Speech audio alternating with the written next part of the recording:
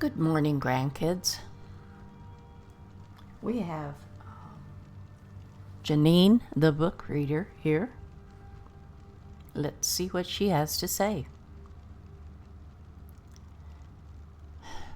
Well, I really am tired of listening to those two behind me carry on. The Jarl and his handmaiden, I guess you'd call her, his guard, are always yakking at each, kind of arguing. I don't know what their problem is. Anyway, I had some business up here with them, but now I'm through, and I think I will go over here and look at their books and see if I can find something interesting up here to read. Man, they got a lot. Kolb and the Dragon. On the Great Collapse. The Real Baron Zaya. Ooh, Volume 2 and Volume 4. Ooh, Watcher of Stones. I don't think I've ever read that before. I don't think I've ever even looked at it before. Thief of Virtue. Another Real Baron Zaya, Volume 5. Frontier Conquest.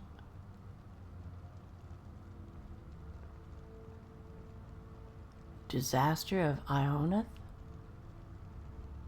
Youngle and the Sea Ghosts. I remember reading that long time back. Maybe I'll read that again. Let me see how long this is. Oh, it's very short. And this one also is very short. So let's read these two. Let's take this, steal it, and let's take this one. Steal it. I hope nobody will arrest me. Shall we sit down in a chair here?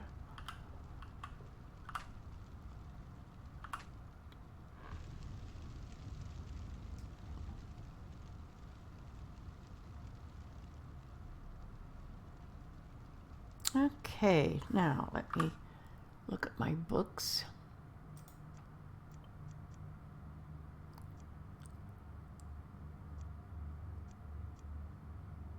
Let's read Youngle and the Sea Ghosts first. Macer and Secunda passed over Isgrimor's people as their fellowship landed in longboats upon the rocky shores of Zairic Head. I never heard of that place. On their journey from Atmora to Mirith. Boats littered the coast, but Isgrimor did not count his kin, Youngles, among them.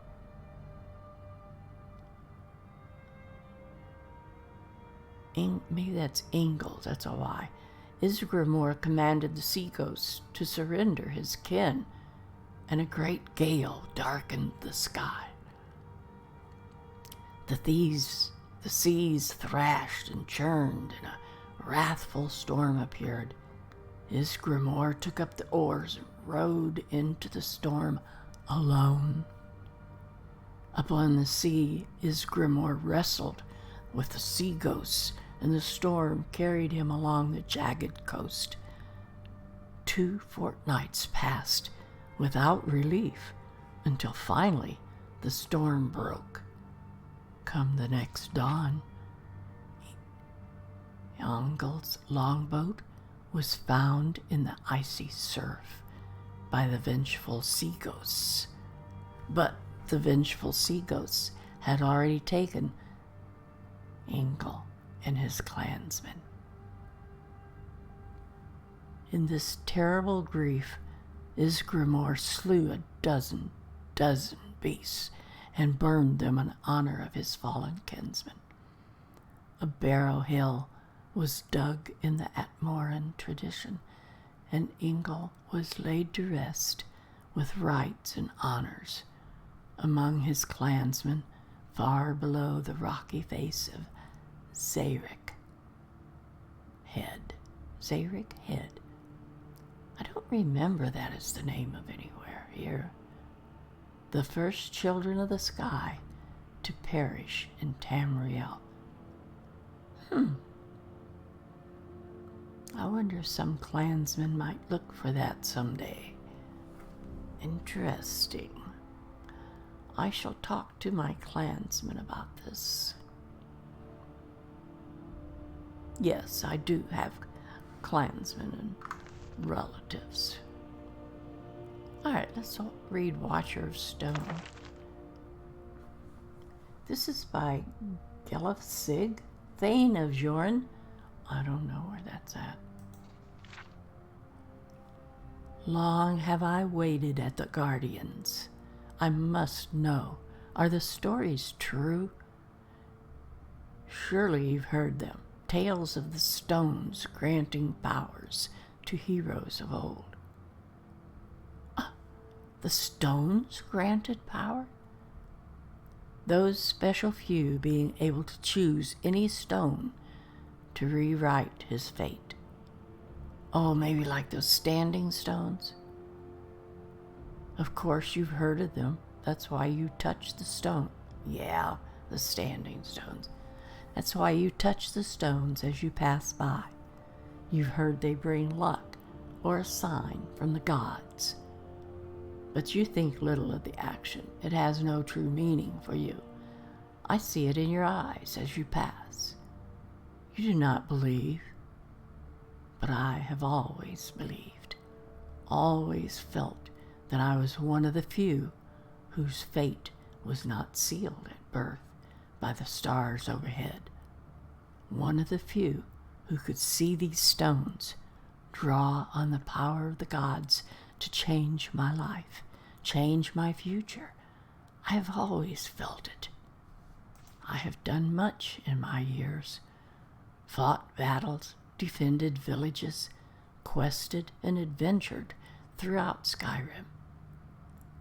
I have bested the companions of Whiterun in combat and performed deeds worthy of everlasting praise in song from the Bard's College.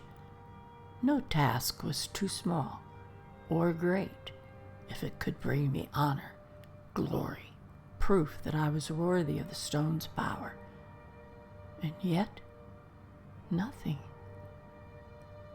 I have found many of these accursed stones in my travels, and none have responded to my touch.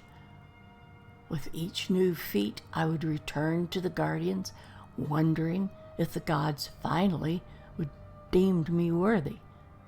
But now, those days are gone. I am an old man, with no fight left in me. And so here I sit, watching the faces of those who pass by on their daily errands, their mundane travels from one city or town to another. Most of you do not even give the stones a passing glance. You have never heard their call. You will never feel drawn to them. Some days I envy you that. Long will I wait at the Guardians, for I must know, are the stones true? Oh, this poor man, he now just sits and wonders. He felt this call all these years, but he never received anything. Now he's just going to sit there and wait until he dies. Oh my goodness.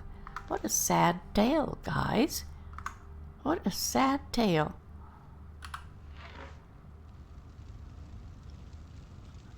I shall keep those books.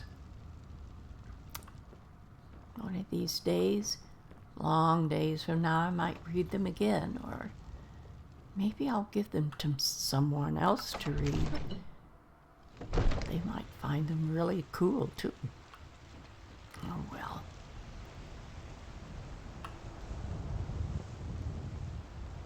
Someday I'll go down and look around somewhere else and find me another book to read.